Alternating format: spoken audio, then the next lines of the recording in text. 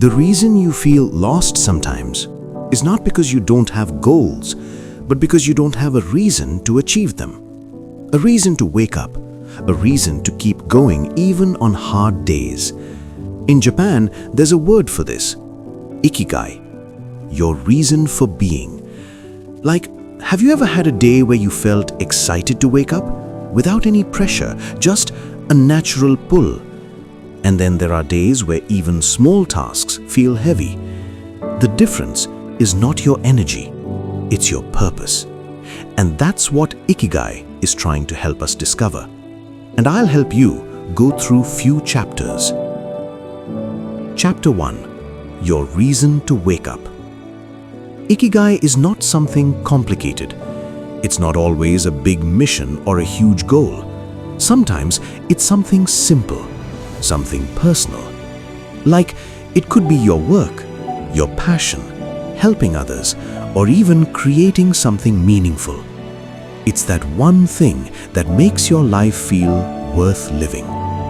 But you know what's the problem? Most people are so busy chasing success that they forget to ask one thing: why am I doing all this? And that's exactly what this book is teaching us. It teaches that success without purpose feels empty. And you can understand this much deeper when you actually read this book. Chapter 2. Finding what you love. One part of Ikigai is simple. What do you love? But even this question feels difficult sometimes, because we've spent years doing what we should do instead of what we enjoy. Like, you might choose a career because it's safe, not because you love it. So you stop doing something you enjoy just because it doesn't seem practical anymore. And very slowly, you disconnect from yourself. And that's when life starts feeling mechanical. That's what this book is trying to show us, that passion is not a luxury, it's a direction. Even small things matter, like writing, teaching, or helping someone. You know, these small joys can lead you to something bigger. Chapter 3. What you're good at. Loving something is important, but Ikigai also asks one more question. What are you good at? Because passion alone is not enough. It needs to grow into skill. Like, you may enjoy speaking, but if you practice it and improve it, it can become a strength. Or you may like designing, but with time and effort, it can become something valuable. So you to understand that your potential is not fixed, it's built.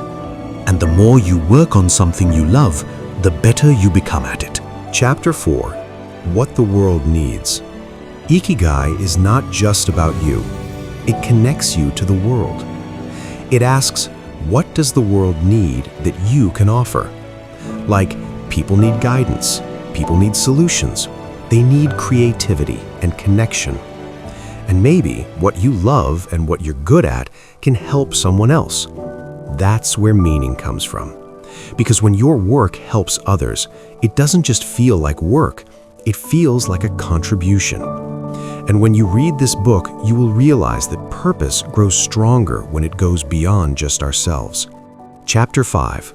What you can be paid for. Now comes the practical side. Ikigai also includes what can you be paid for, because purpose is powerful, but sustainability matters too.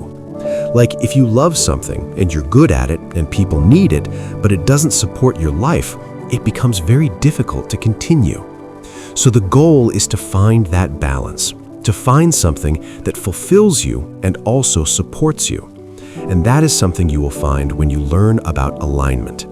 Chapter 6. The power of small, consistent living. One of the most beautiful lessons in this book is simplicity. In places like Okinawa, Japan, people don't chase extreme success. They focus on living well. They eat simple food, stay active, stay connected with people, and do meaningful work. They don't just rush all the time. They don't compare constantly. And because of that, they live longer and happier lives. So you don't need a perfect life to live a meaningful life. You need a balanced one. Chapter 7. Never retire from your purpose. Most people dream of retirement, but in Ikigai, there's no concept of stopping. Because when you love what you do, why would you stop in the first place? Like if someone who enjoys teaching, they will continue sharing knowledge. If someone who loves creating, they will keep creating, not for money, but for their meaning. And this is what you will learn, that purpose is not a phase, it's a lifelong journey. And honestly, you'll appreciate this idea even more when you explore the real stories in this book. So today, don't stress about finding your entire purpose at once. Start small. Like, ask yourself, what do I enjoy doing? What makes me feel alive? What can I improve at? Take only one step, and then another. Because Ikigai is not something you suddenly find. It's something you build slowly. And remember, your life doesn't need to look perfect. It just needs to feel meaningful. And if this message stayed with you, don't stop here, because you can get deeper clarity, stories, and wisdom when you actually read this book yourself. So keep learning, keep finding yourself. We'll meet you again in the next one.